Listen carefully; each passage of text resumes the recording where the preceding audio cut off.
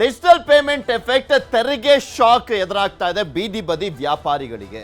ಬೀದಿ ಬದಿ ವ್ಯಾಪಾರಿಗಳಿಗೆ ತೆರಿಗೆ ಇಲಾಖೆ ನೋಟಿಸ್ ಅನ್ನ ಕೊಟ್ಟಿರುವಂಥದ್ದು. Google pay, PhonePe, digital payment ಅಂತೆಲ್ಲ ಕೇಂದ್ರ ಸರ್ಕಾರ ಪ್ರೋತ್ಸಾಹಿಸುತ್ತಲ್ವಾ. ಈಗ ನೋಡಿ, ಬೀದಿ ಬದಿ ವ್ಯಾಪಾರಿಗಳಿಗೆ ತೆರಿಗೆ ಇಲಾಖೆ ಯಾವ ರೀತಿಯಾಗಿ ಶಾಕ್ ಅನ್ನ ಕೊಟ್ಟಿದೆ ಅಂತ. ಮುಳುವಾಯ್ತಾ ಗೂಗಲ್ ಪೇ, ಫೋನ್ ಪೇ, ಈ ಡಿಜಿಟಲ್ ಪೇಮೆಂಟ್ ಅನ್ನುವಂಥದ್ದು. ವಾರ್ಷಿಕ 40 ಲಕ್ಷಕ್ಕಿಂತ ಅಧಿಕ ವಹಿವಾಟನ್ನ ಮಾಡಿದವರು, UPI ಮೂಲಕ ಪೇಮೆಂಟ್ ಮಾಡಿಸಿಕೊಂಡ ವ್ಯಾಪಾರಿಗಳು ಕರ್ನಾಟಕ ವಾಣಿಜ್ಯ ತೆರಿಗೆ ಇಲಾಖೆಯಿಂದ ನೋಟಿಸ್ ಅನ್ನ ಕೊಡಲಾಗಿರುವಂಥದ್ದು. ಆಲ್ಮೋಸ್ಟ್ ಇವಾಗ ಎಲ್ಲರೂ ಡಿಜಿಟಲ್ ಪೇಮೆಂಟ್ ಅಂದ್ರೆ Google pay, phone pay, Paytm ಯಾವುದೋ ಒಂದು ಅದ್ರಲ್ಲಿ ಮಾಡಿಸ್ಕೊಳ್ತಾ ಇರ್ತಾರಲ್ವಾ. ಆಲ್ಮೋಸ್ಟ್ ದುಡ್ಡು ಕೊಟ್ಬಿಟ್ಟು ಅಂದ್ರೆ ಕ್ಯಾಶ್ ಮುಖಾಂತರ ವ್ಯವಹಾರಗಳಾಗುವಂಥದ್ದೇ ಕಡಿಮೆ. ಈ ಬೀದಿ ಬದಿ ವ್ಯಾಪಾರಿಗಳು ಸ್ಪೆಷಲಿ ಅವ್ರು ಎಲ್ಲರೂ ಆಲ್ಮೋಸ್ಟ್ ಈಗ 95% ಕೂಡ ಡಿಜಿಟಲ್ ಪೇಮೆಂಟ್ನಲ್ಲೇ ಇರುವಂಥದ್ದು. ಇಂಥ ಸಂದರ್ಭದಲ್ಲಿ 40 ಲಕ್ಷ ಈ ಒಂದು ಟ್ರಾನ್ಸಾಕ್ಷನ್ ಆಗಿರುತ್ತಲ್ಲ, ಅವರಿಗೆ ತೆರಿಗೆ ಶಾಕ್ ಅನ್ನ ಕೊಡಲಾಗಿದೆ. ವಾರ್ಷಿಕ 40 ಲಕ್ಷಕ್ಕಿಂತ ಅಧಿಕ ವಹಿವಾಟನ್ನ ಮಾಡಿದಂಥವ್ರು. ಈಗ ಫಾರ್ ಎಕ್ಸಾಂಪಲ್ ನೋಡಿದಾದ್ರೆ ಪಾನಿಪುರಿ ಅಂಗಡಿ ಯಾರಿಗೊಬ್ಬಂಗೆ 15,000 ಎವ್ರಿ ಡೇ ಆತಂದು ಟ್ರಾನ್ಸಾಕ್ಷನ್ ಇರುತ್ತೆ ಅನ್ಕೊಳ್ಳಿ, ವ್ಯಾಪಾರ ಆಗ್ತಾ ಇರುತ್ತೆ ಅನ್ಕೊಳ್ಳಿ. ತಿಂಗಳಿಗೆ ಎಷ್ಟಾಗುತ್ತೆ? ಹತ್ತತ್ರ ಒಂದು 4 ಲಕ್ಷದವರೆಗೂ ಕೂಡ ಆಗುತ್ತೆ. ಆತನಿಗೆ 10 ತಿಂಗಳಿಗೆ 40 ಲಕ್ಷ ಟ್ರಾನ್ಸಾಕ್ಷನ್. ಆದರೆ ಲಾಭ ಎಷ್ಟೋ ಗೊತ್ತಿಲ್ಲ. ಆದರೆ ಈ 40 ಲಕ್ಷ ಎಲ್ಲ ಟ್ರಾನ್ಸಾಕ್ಷನ್ ಆಗಿರುತ್ತಲ್ಲ ವರ್ಷಕ್ಕೆ, ಅವರು 40 ಲಕ್ಷ ಮೇಲ್ಪಟ್ಟಂಥವರಿಗೆ ತೆರಿಗೆ ಇಲಾಖೆ ಈಗ ಶಾಕ್ ಅನ್ನ ಕೊಟ್ಟಿರುವಂಥದ್ದು. ಕರ್ನಾಟಕ ವಾಣಿಜ್ಯ ತೆರಿಗೆ ಇಲಾಖೆ ನೋಟಿಸ್ ಅನ್ನ ಕೊಟ್ಟಿದೆ. ಅದರಲ್ಲೂ ಏನು ನೋಟಿಸ್ನಲ್ಲಿ ಏನಿದೆ?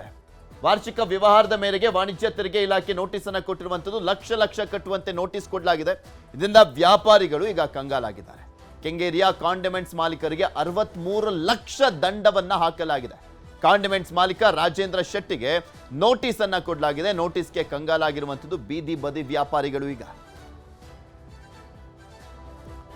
ಶಾಪ್ ಓನರ್ಸ್ಗಳು ಮಾತನಾಡಿದ್ದಾರೆ. ಅವ್ರು ಏನು ಹೇಳಿದ್ದಾರೆ ಕೇಳೋಣ. ಸರ್, ನಮಗೆ ಮೊಬೈಲ್ ನೋಡಿದಾಗ ಒಂದು ಯಾವುದೋ ವಾಟ್ಸಪ್ಪಲ್ಲಿ ಮೆಸೇಜ್ ಕಳಿಸಿದೆ ಸರ್. ಅದು ಏನಂತ ನೋಡಿದಾಗ ಟ್ಯಾಕ್ಸ್ ಅಂತೆ, GST ಟ್ಯಾಕ್ಸ್ ಅಂತೆ. ಅದ್ರ ಬಗ್ಗೆ ನಮ್ಗೆ ಏನೂ ಗೊತ್ತಿಲ್ಲ. 64 ಲಕ್ಷ ಚಿಲ್ಲರೆ ಕಟ್ಟಿ ಅಂತೇಳಿ ಮೆಸೇಜ್ ಹಾಕಿದ್ದಾರೆ. ಅದು ನಾವೆಲ್ಲಿಂದ ಕಟ್ಟೋಣ ಸರ್? 4 ವರ್ಷ ಸರ್ ಕಟ್ಟಲೇಬೇಕಂತಿದ್ದೆ ಸರ್. ಎಲ್ಲಿಂದ ಕಟ್ಟೋಣ ಸರ್? ನಾನು ನಿಮಗೆ ತೆರಿಗೆ ಆಫೀಸರ್ ಯಾರಾದ್ರೂ ಕಾಲ್ ಮಾಡಿದ್ರಾ ಸರ್? ಒಬ್ರು ಮಾಡಿದ್ದಾರೆ ಸರ್. ನಿಮಗೆ ವಾಟ್ಸಪ್ಪಲ್ಲಿ ನಾವು ನೋಟಿಸ್ ಕಳಿಸಿದ್ವಿ, ಆಫೀಸಿಗೆ ಬಂದು ರಿಸೀವ್ ಮಾಡಿ ಅಂತ ಹೇಳಿದ್ದಾರೆ ಸರ್. ಎಲ್ಲಿ, ಯಾವ ಆಫೀಸ್ ಇದ್ದ? ಆರ್.ಎನ್. ನಗರ ಆಫೀಸ್ ಸರ್. ಇನ್ನು ಅಂಗಡಿಗಳಿಗೆ ಇನ್ನು ಮುಂದೆ ಬರೀ ಕೈಯಲ್ಲಿ ಹೋದ್ರೆ ಆಗೋದಿಲ್ಲ. ಜೇಬಿನಲ್ಲಿ ಹಣ ಇದ್ರಷ್ಟೇ ಇನ್ನು ಮುಂದೆ ಅಂಗಡಿಗೆ ಹೋಗಬೇಕಾಗಿದೆ.